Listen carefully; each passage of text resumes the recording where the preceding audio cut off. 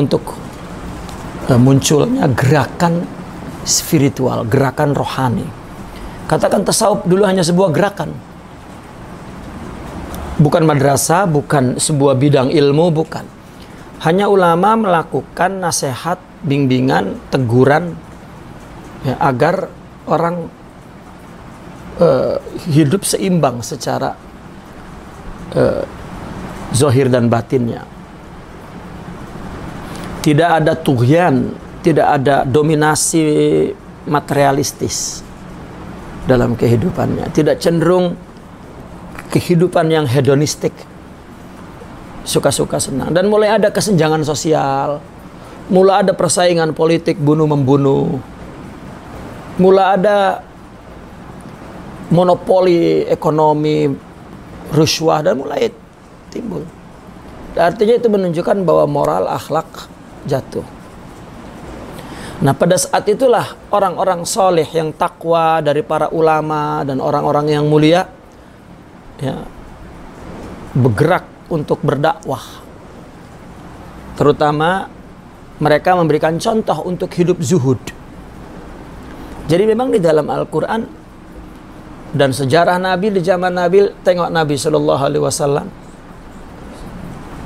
tak ada istana, dia tidur di bawah pokok terik matahari, hanya bernaung di rindangnya pohon. Sayyidina Umar pernah datang melihat Nabi tidur di atas lengannya, tidak ada bantal. Ya. Maka Sayyidina Umar pernah berkata, "Ya Rasulullah, engkau adalah orang yang paling mulia di dunia dan di akhirat." Ya. Lihat Raja Roma di sana duduk mewah. Jika engkau menginginkan, akan kami ciptakan itu. Dia merasa sakit hati melihat Rasulullah SAW seperti itu.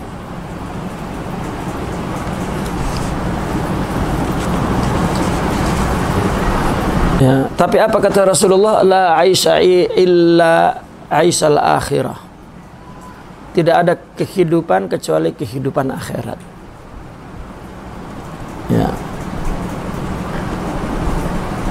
Nah, maka itu juga yang mempengaruhi Umar ibn al-Khattab radhiyallahu anhu ketika giliran beliau menjadi Amirul Mukminin pun dengan kehidupan yang sederhana. Sehingga pernah salah satu tentara Roma, ya, di mana rajanya gentar ketakutan dengan Sayyidina Umar, mengutus untuk bertemu Sayyidina Umar di Madinah. Maka tentara ini datang dari jauh, sudah mencari-cari ke atas mana istananya itu, dan dia membayangkan berapa lapis tentara yang akan mengawal, ya, Amirul Mukminin. Ternyata mereka masuk sampai jantung kota Madinah, tidak ada istana, dan mereka bertanya, "Mana istana Amir kamu?" "Istana, mana ada istana? Umar mana?" Itu tidur di bawah pokok tuh."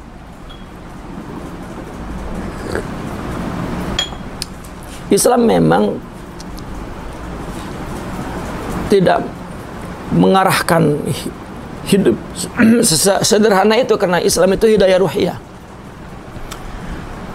Maka Islam tetap bersama dengan zaman apapun, kondisi apapun, situasi apapun, asalkan kerohaniannya tetap, ya, terjamin ada akhlak Islam.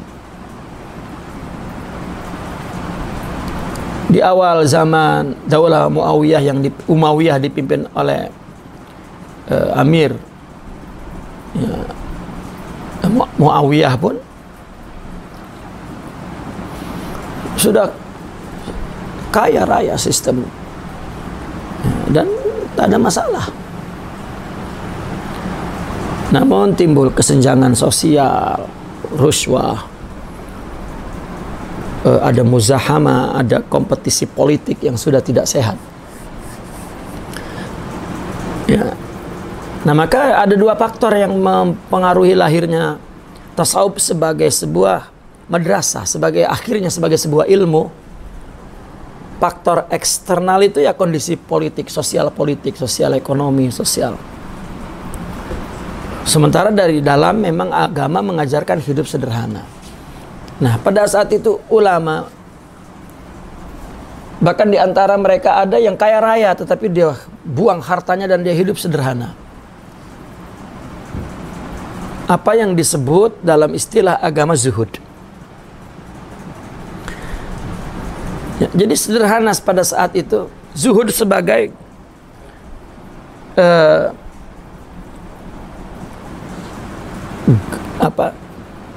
motivasi pertama untuk membangun kerohanian. Zuhud pada saat itu dipahami sebagai membentengi batin dari kemilaunya dunia dan kekuasaan, harta tahta gitu. Ya. Untuk orang tidak cenderung, karena mulai ada kesenjangan sosial. Bagaimana tidak, seorang Amirul Mukminin hanya mengkhitankan anaknya itu pesta 3 hari 3 malam dengan makanan yang berhambur-hambur, sementara di tengah-tengah masyarakat ada rakyat yang masih tak makan. Raja memberi mahar untuk putranya melamar seorang gadis itu. Disebutkan di situ 3 goni emas permata.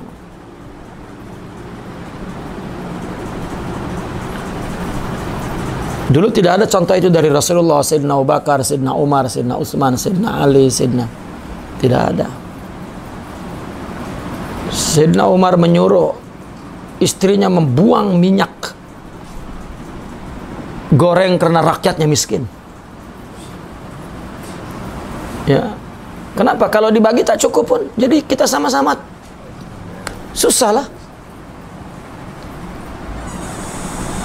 Itu tidak ada. Mulai di kalangan elit politik.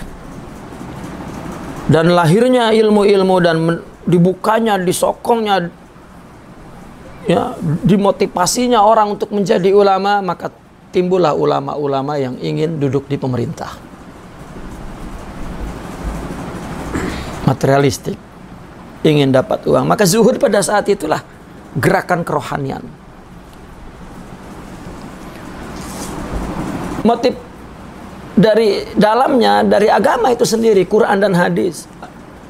Allah berfirman, "Wa ma hadhil hayatud dunya illa la'ibu wa lahu illa lahu wa la'ib." Tidaklah kehidupan dunia ini malaikat main-main. Wa inna daral akhirata lahiyal hayawan. Kehidupan akhiratlah itulah kehidupan. Lau kanu ya'lamun, andaikan mereka tahu. Nah, pada saat itu dakwah yang sangat dikenal Al-Imam Al-Wa'iz Al-Jalil Al-Hasan Al-Basri.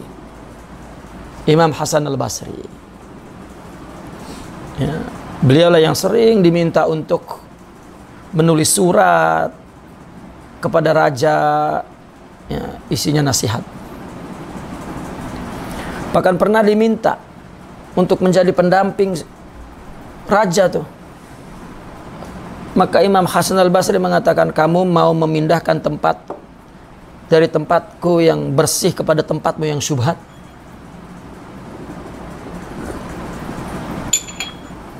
Dan diikuti kemudian oleh ramai orang yang serupa dengan dia. Maka akhirnya dikenal pada saat itu satu golongan yang dikenal dengan dakwah ingat kepada Allah, zikrullah. Hari akhirat.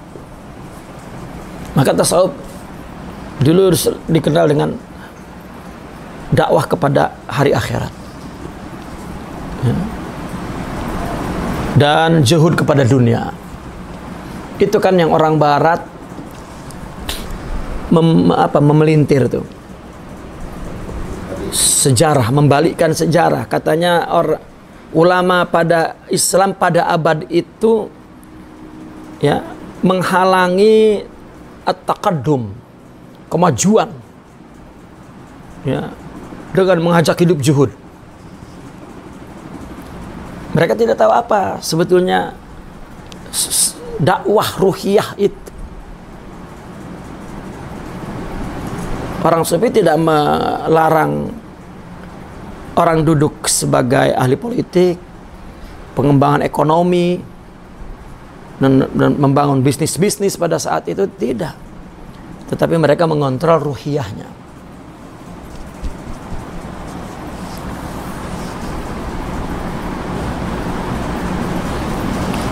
Nah, singkat kata, karena perkara kerohanian ini ya, yang sebelumnya tidak dibincangkan, sebelumnya hanya dipraktikkan dengan kudwah,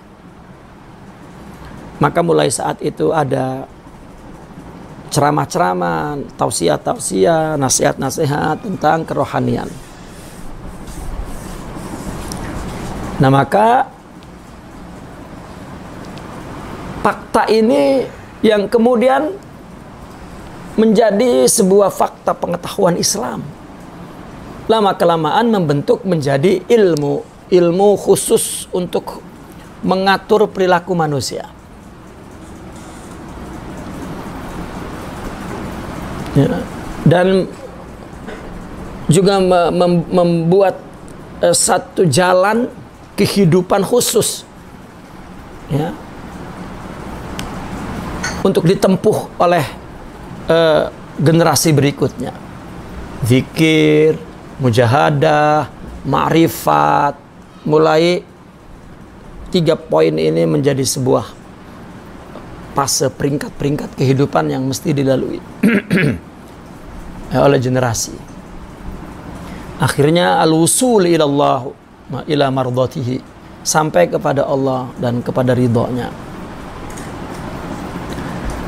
Tidak ada yang menolak bahwa seruan itu merupakan, atau katakan kemudian menjadi ilmu tasawuf.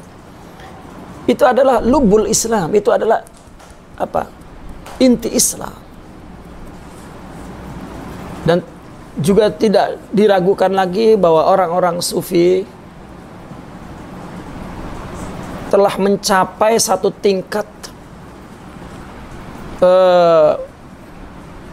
dalam mengobati jiwa manusia pada saat itu. Dan sebagai, katakanlah, dokter jiwa, dokter rohani, ya, yang tidak pernah dicapai oleh tokoh-tokoh agama sebelumnya dan juga bangsa-bangsa lain, ya, tidak ada membicarakan tentang spiritual, rohani, ya, seluas ya, orang-orang sufi. Ya.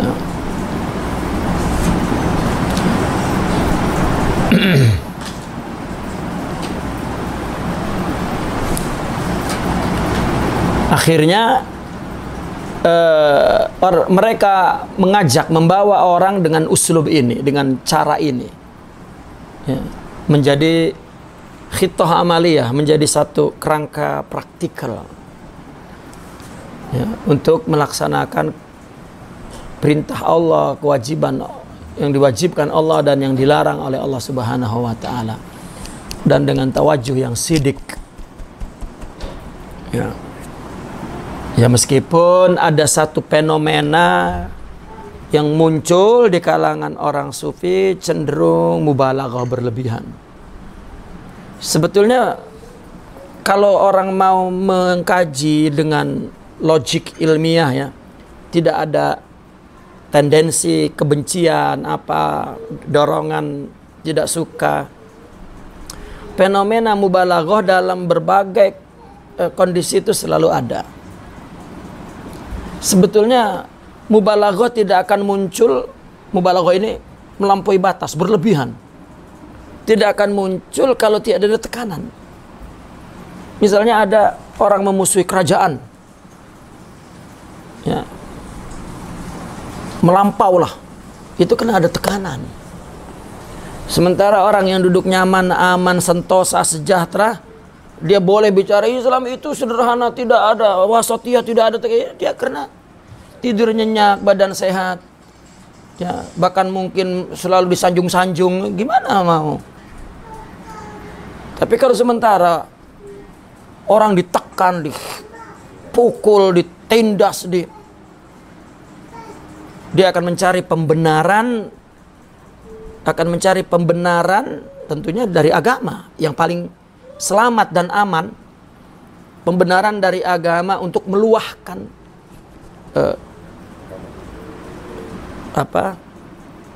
emosional itu. Maka sebetulnya orang-orang yang ekstrim fundamental ya, yang cenderung arogan itu kasar, yang cenderung ekstrim lah ya, itu sebetulnya mereka orang yang sakit yang mencoba untuk mencari obat gitu. Maka dia melihat ada obat di agama. Nah, ketika dia melihat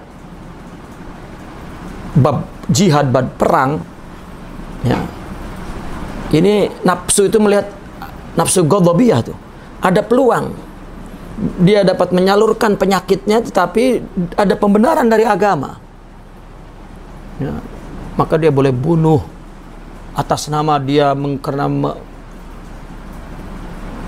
menolak sistem Islam gitu, tidak mendirikan syariat Islam atas nama itu, atas nama jihad kepada mereka, padahal sakit jiwanya. Seperti orang yang tertekan ya. Orang sufi dulu tertekan, semakin ditekan ya, semakin keluar hikmah yang indah, sehingga mereka mengatakan as-sufi kal ard waqa'a alaiha al-qaba'ih wa yakhruju minhul malih.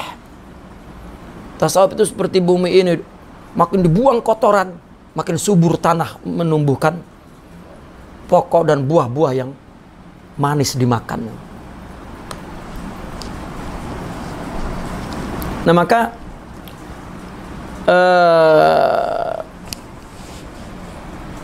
jika fenomena juga ada di dalam orang sufi ya, mungkin karena ada faktor sosial ya yang menumbuhkannya. Namun yang kita lihat secara umum sejarah ini, tasawuf pada saat itu berarti permulaannya tumbuh dalam bentuk zuhud dan ibadah yang kuat, katakan begitu. Lama-lama berubah menjadi sebuah upaya mujahadah yang ditujukan untuk membersihkan nafsu. Perjalanan ulama dalam mengobati jiwa manusia mulai memperkenalkan keberhasilan mereka dengan menerangkan teori-teori mujahadah itu, agar orang sampai kepada maqamul ihsan ya, dan seterusnya, sehingga pada gilirannya membentuk sebuah ilmu dan kemudian dinamakan at-tasawuf ya. Maka ulama-ulama abad ke 5, 6, 7 itu mulai mengkaji warisan para ulama sebelumnya yang kaya memberikan cara-cara mujahadah, cara-cara zikir, cara-cara sudah ada itu yang disebut kemudian tarekat. Dikaji baru tasawuf ini berasal dari apa. Dulu mengalir begitu saja, nama tasawuf sudah. Ketika mulai ada kritik, ya, ini nama kenapa tasawuf, dan mulai dibahas tasawuf adalah berasal dari sini, dari ini, dari ini, dari ini. Kita tak nak cerita tentang itu ya. Namun jumhur ulama sepakat bahwa tasawuf itu dari suf, dari pakaian yang sederhana, karena memang gerakan pertamanya adalah untuk menciptakan kehidupan yang sederhana, yang tidak materialistik dan hedonistik, yang terjadi oleh perubahan tadi moral pada kondisi sosial, politik, ekonomi, dan ilmu pengetahuan yang megah. Dan sampai sekarang itu menjadi satu fenomena yang logik. Lihat di bandar-bandar, apabila sudah sangat materialistik baru mereka mencari kerohanian. Dan tidak ada pelabuhan yang menjadi harapan dia kecuali tasawuf. Semua berlabuh ke tasawuf. Ya. Ada tasawuf atas nama jual doa. Ya, mulai itu pun para pemalsunya tumbuh tuh. Mulai tasawuf atas nama mengetahui gaib. Mulai ya itu akhirnya tuh. Ya. Padahal tasawuf adalah awalnya ingin mempertahankan ruhiyah Muhammadiyah. Maka itu sebab sampai sekarang mereka menamakan akhlak saja akhlak Muhammad. Orang sufi ketika mereka punya akhlak sempurna, ya, kalau dia nak mengaku antamin, dia ingin mengatakan ana Muhammad. Karena sifat yang dikuduahkannya memang Sidna Muhammad sallallahu alaihi wasallam. Ya, seolah-olah asalnya dari situ. Ya. Ya, memang permulaan munculnya tasawuf ini itu tidak dikenal dengan nama ini. Ya. Dan juga kelompoknya juga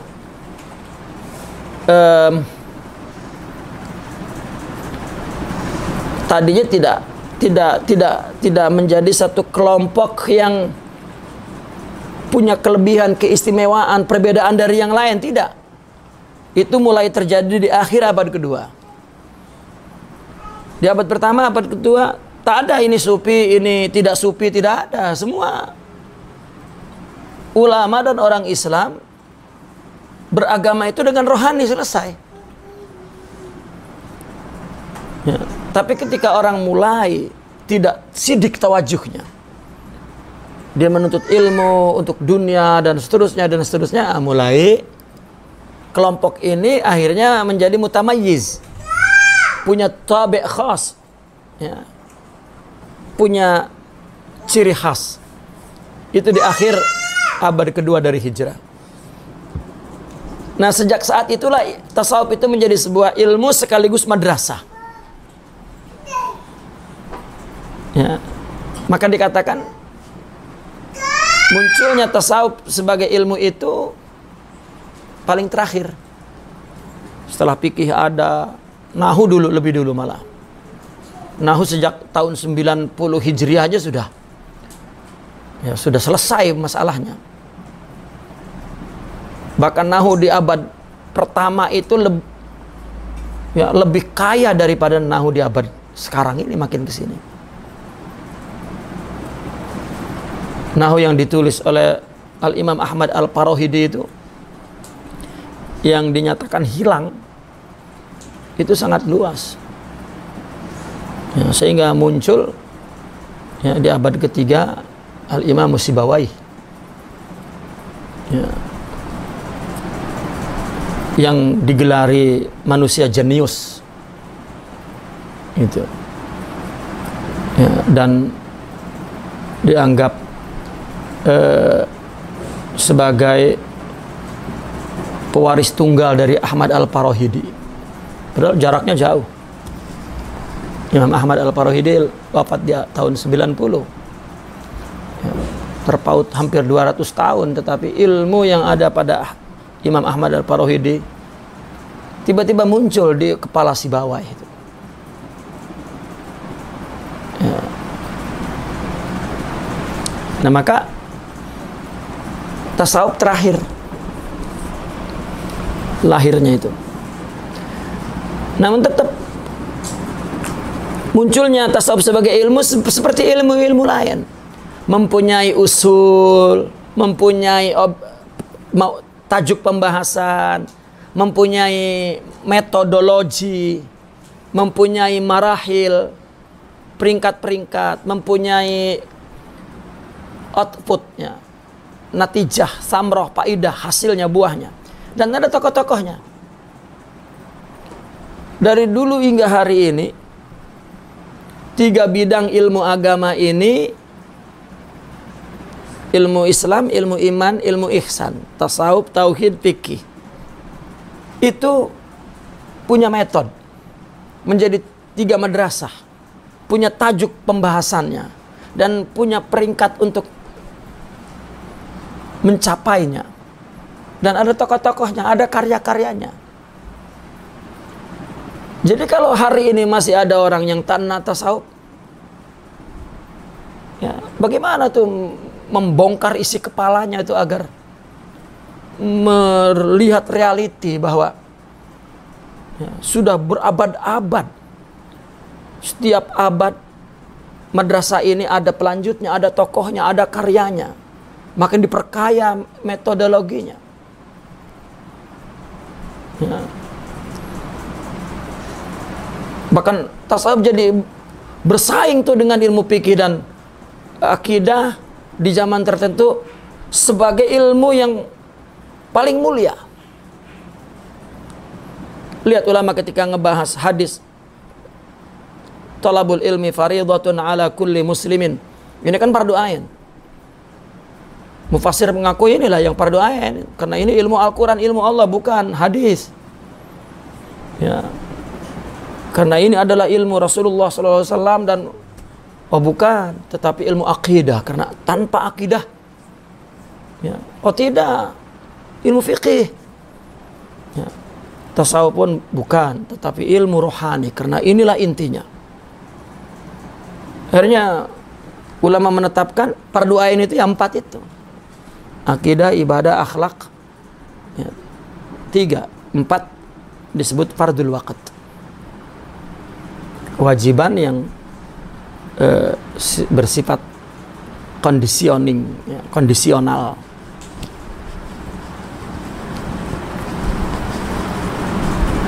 Nah maka ilmu tasawuf dikenali sebagai asyraful ulum, di mana tajuknya, maudhu'nya adalah ma'rifatu ahwalin nafas, mengetahui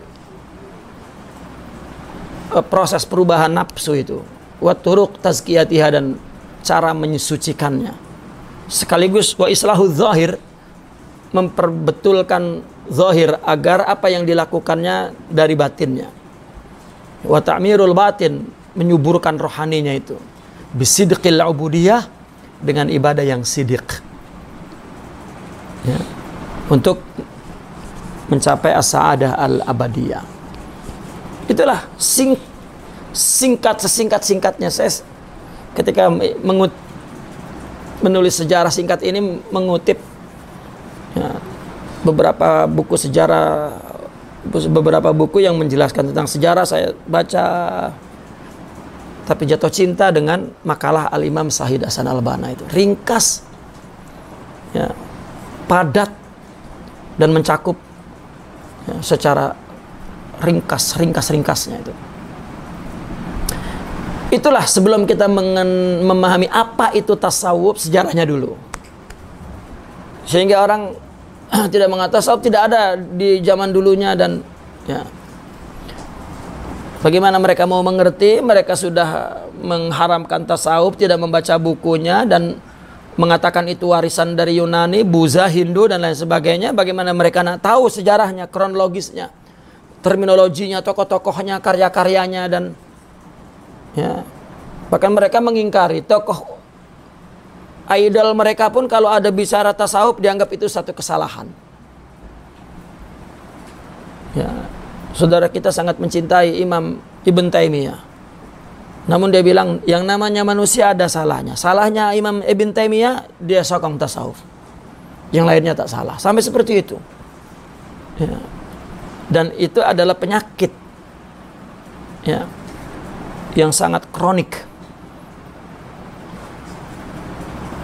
Mereka perlu kepada obat, ya, lebih perlu kepada obat daripada dialog. Ya. Kalau diajak dialog makin sakit. Ya boleh jadi terjangkit sakitnya juga. Ya. Sebetulnya kalau kita bicara tentang tasawuf, kita jangan bicara dengan saudara kita yang memang sering menyerang tasawuf. Ya, orang yang membela pun belum tentu bertasawuf. Jadi memang kritis kerohanian umat itu. Ya, kita katakan umat karena di kalangan ulama masih ada yang tawar-menawar. Tahu tawar-menawar? Saya masuk tarekat, masih tawar-menawar.